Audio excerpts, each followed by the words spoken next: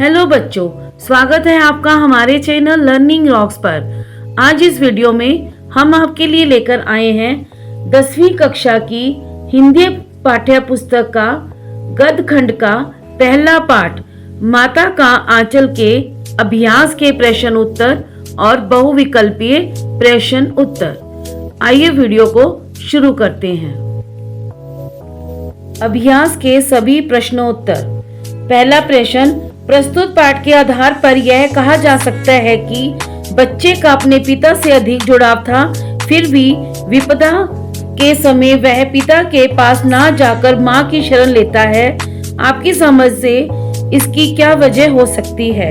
इसका उत्तर है, निश्चय ही पाठ में दिखाया गया है कि बच्चे जो वास्तव में लेखक है को अपने पिता से अधिक लगाव था। उसके पिता ने उसके लालन पालन में ही सहयोग नहीं दिया, अपितु वे उसके अच्छे दोस्त भी थे, उसके खेल में साथ रहते थे। विपदा के समय बच्चे को लाड़-प्यार की अपेक्षा ममता एवं सुरक्षा की भावना की आवश्यकता होती है। वह उसे मां की गोद में मिल सकती है। बच्चा भी मां की गोद में अपने आप को जितना सुरक्षित महसूस करता है, उतना पिता के लाड़ प्यार की छाया में नहीं। इसी कारण संकट में बच्चे को मां की याद आती है, पिता की नहीं। मां की ममता बच्चे के घाव भरने में मरहम का काम करती है। प्रश्न दूसरा, आपके विचार से भोलानाथ अपने साथियों को देखकर सिसकना क्यों भूल जाता है? ये क्वेश्चन हमारा इम्पोर्टेंट है। इसका उत्तर है, बच्चा सदैव अपने साथियों में खेलना व रहना पसंद करता है। भोलानाथ भी एक साधारण बालक था। उसे अपने साथियों के साथ खेलने में गहरा आनंद मिलता था। वह अपने साथियों को शोर मचाते, शरारतें करते और खेलते हुए देखकर सब कुछ भूल जाता है।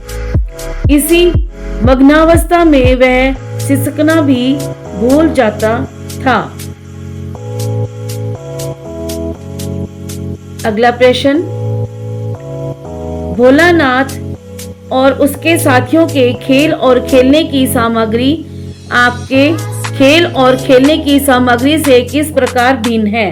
इसका उत्तर है, आज के युग में और भोलानाथ के युग में बहुत अंतर आ गया है। आज माता पिता बच्चों को भोलानाथ और उसके साथियों की भांति ऐसे वैसे गली मोहल्ले में घूमने की इजाजत नहीं देते। वे बच्चों का बहुत ध्यान रखते हैं। आज के बच्चे घर बनाना, विवाह रचना, चिड़िया पकड़ना, दुकान बनाना, खेती करना आदि खेल नहीं खेलते। आज के बच्चे क्रिकेट, साइकिल चलाना, दौड़ना, कार्टून बनाना, तैरना, लूडो आदि खेल खेलते हैं। भोलानाथ के समय के बच्चों के खेलों की सामग्री और साधन भी अलग थे, जैसे चबूतरा, सरकंडे, टूटी, चूहेदानी, गिल्ली मिट्टी, टूटे हुए घड़े के टुकड़े, पुराने व टूटे हुए कनस्तर आदि। आजकल के बच्चों के खेलों की सामग्री व साधन है TV, computer, cycle, bat ball, football आदि। जो ये तीसरा प्रश्न है, इसको आपने अपने बारे में जो बचपन में आप खेलते थे उसके बारे में लिखना है। तो ये क्वेश्चन हमारा परीक्षा के लिए उपयोगी नहीं है। प्रश्न पांचवा, पाठ में आए ऐसे प्रसंगों का वर्णन कीजिए जो आपके दिल को छू गए हों। इसका उत्तर है, पाठ में आए कुछ ऐसे प्रसंग जो पाठक के हृदय को छू जाते हैं, वो इस प्रकार हैं। पहला, देखिए मैं खिलाती हूँ मरदुए, क्या जाने कि बच्चों को कैसे खिलाना चाहिए, और महतारी के हाथ से खाने पर बच्चों का पेट भी भरता है। यह कह वह थाली में दही भात, सांती और अलग अलग तोता, मैना, कबूतर, हंस, मोर आदि के बनावट नाम से कोर बनाकर यह कहते हुए खिलाती जाती कि जल्दी खा लो नहीं तो उड़ जाएंगे, पर हम उन्हें इतनी जल्दी उड़ा जाते थे कि उड़ने का मौका ही नहीं मिलता। दूसरा, एक टीले पर जाकर हम लोग चूहों के बिल में पानी उलझने लगे। नीचे से ऊपर पानी फेंकना था। हम सब थक गए। तब तक गणेश जी के चूहों की रक्षा के लिए शिवजी का सांप निकल आया। रोते चिल्लाते हम लोग बेतहाशा भाग चले।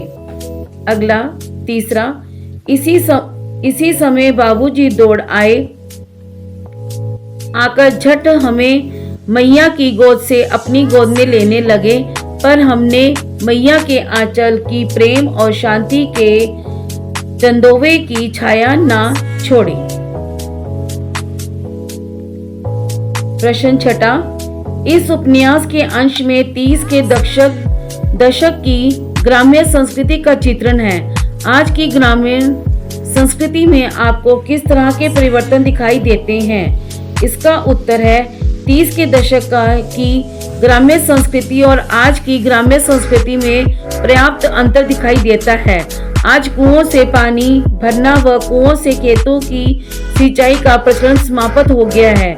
गांवों में पीने के पानी की वाटर सप्लाई हो गई है और खेतों में ट्यूबवेल लग गई हैं। खेतों में बैलों की अपेक्षा ट्रैक्टरों से काम लिया जाता है। संपूर्ण ग्राम अंचल के विवाह संबंधी रीति रिवाज बदल गए हैं। भौतिकवाद उपभोक्तावाद का प्रभाव ग्राम्य संस्कृति में भी दिखाई देने लगा है। आपसी भाईचारे का मेल मिलाप भी कम होने लगा है। आज मनोरंजन के साधन बदल चुके हैं।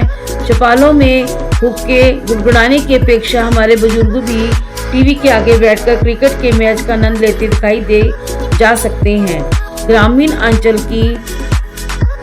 अंचल की मौज मस्ती भरे जीवन के स्थान पर व्यस्त एवं तेज रफ्तार वाला जीवन देखा जा सकता है।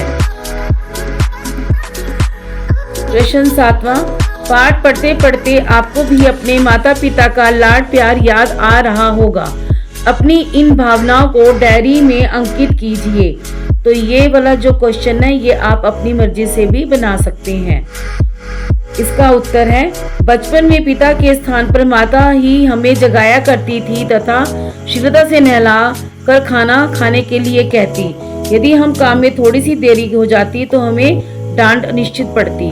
पिताजी ने पैरों पर बिठाकर कई बार झूले दिए गए। जब सबसे ऊंचा झूला मिलता था तो हमारी खुशी का ठिकाना ना रहता। कभी पिताजी अपने साथ खेत में ले जाया करते थे। वहां तरह तरह की फसलों को देखकर हम खुश होते थे। खेतों में चरते हुए पशु भी हमें बहुत अच्छे लगते थे। खेत में चल रहे ट्यूबवेलों के चबचों में नहाने का तो आनंद ही और था। स्कूल में जाते समय माता पिता से पैसे लेना हम कभी नहीं भूलते थे। उन पैसों को दोस्तों के साथ मिलकर खर्च करने का आनंद भी कम नहीं था। देर तक घर से बाहर रहने पर कई बार फटकार भी सुननी पड़ती थी। प्रश्न 8वां, यहाँ माता पिता का बच्चे के प्रति जो वात्सल्य व्यक्त हुआ है अपने शब्दों में लिखिए। इसका उत्तर है, प्रस्तुत पाठ में आदि से अंत तक माता पिता का बच्चों के प्रति वात्सल्य भाव का ही उद्घाटन हुआ है। यह व्यक्त करना ही पाठ का प्रमुख लक्ष्य है। लेखक अपने उसके पिता के साथ सोना, प्रातः समय पर उठकर उनके साथ नहाना धोना और पिता के द्वारा भोजन कराया जाना, कम भोजन खाने पर चिंता व्यक्त करना, पिताजी के कंधे पर बैठाकर गंगा के किनारे ले जाना, उसके साथ कुश्ती करना, बच्चों को खुश रखने के लिए खेल में हार जाना, सांप को देखकर डर जाने पर माँ द्वारा आंचल में छुपा लेना आदि में वात्सल्य भाव का ही चित्रण हुआ है। प्रश्न 9वां, माता का आंचल शीर्षक की उपयुक्तता बताते हुए कोई अन्य शीर्षक सुझाइए। इसका उत्तर है, माता का आंचल नामक पाठ का शीर्षक उपयुक्त नहीं है क्योंकि यह पाठ के अंतिम भाग पर लागू होता है। संपूर्ण पाठ में पिता और पुत्र के संबंधों का उल्लेख किया गया है। केवल एक घटना में ही बच्चे ने सर्प को देखकर डर जाने से उसने अपनी माता का आंचल में छुप गया था। तो यह पूरी तरह से काल्पनिक सी लगती है क्योंकि बच्चा दिन रात पिता के साथ ही घुलता था, मिलता था, अधिकांश समय वो पिता के साथ ही बिताता था। लेकिन जब पिता डरे हुए बालक के पास जाता है और वह और भी अधिक माँ के आंचल में छुप जाता है। ऐसा संभव नहीं है क्योंकि पिता पिता ही नहीं बालक का अच्छा मित्र भी है। इस पाठ का शीर्षक हो जाता है मेरा बचपन अथवा मेरा शैशव काल। तो इसका अन्य शीर्षक हम मेरा बचपन भी कह सकते हैं। अगला प्रश्न, बच्चे माता पिता के प्रति अपने प्रेम को कैसे अभिव्यक्त करते हैं? इसका उत्तर है बच्चे अपने माता पिता के साथ रहते हुए माता पिता की बताई हुई अच्छी बातों पर अमल करके, उनके साथ खेलकर, उनकी आज्ञा का पालन करके, उनकी गोद में बैठकर आदि बातों से अपने प्रेम को उनके प्रति व्यक्त करते हैं। तो ये क्वेश्चन भी आप अपनी तरफ से बना सकते हैं। प्रश्न 11, इस पाठ में बच्चों की जो दुनिया रची गई है वह आपके बचपन की दुनिया से किस तरह भिन्न है? तो इसका उत्तर यह है कि यह पाठ काफी समय पहले का लिखा हुआ है। उस समय और आज के समय के जीवन में दिन रात का अंतर है।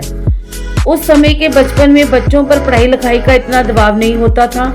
सब बच्चे मिलजुल कर खेलते थे, किंतु अब आपस में स्नेह भाव, विचारों का आदान प्रदान, विश्वास की कमी हो गई है।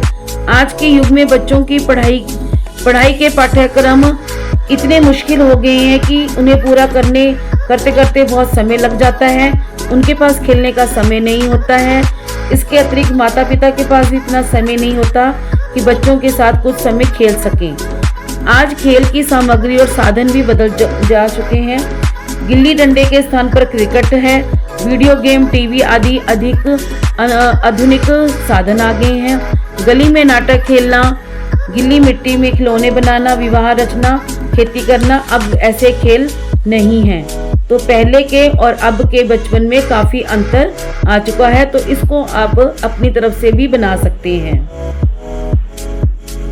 अब हम करेंगे इस पाठ के बहुविकल्पीय प्रश्न उत्तर। पहला, माता का आंचल नामक कहानी के लेखक कौन है? इसका उत्तर है बी, शिव पूजन सहाय। अगला प्रश्न, लेखक के पिता प्रातः उठकर क्या करते थे? इसका उत्तर है सी, पूजा। अगला प्रश्न, लेखक के पिता प्रातः उठकर क्या करते थे? इसका उत्तर है सी, पूजा। अगला प्रश्न, लेखक बचपन में किसका तिलक लगाता था? इसका उत्तर है डी, भभूत का।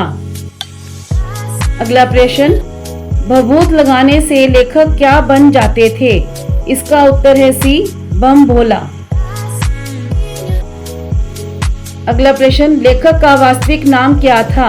इसका उत्तर है ए, तारकेश्वर नाथ। अगला प्रश्न, लेखक के पिता बचपन में उसे क्या कहकर पुकारते थे?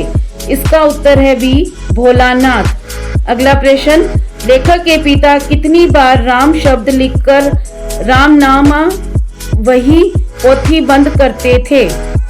इसका उत्तर है डी, 1000 बार।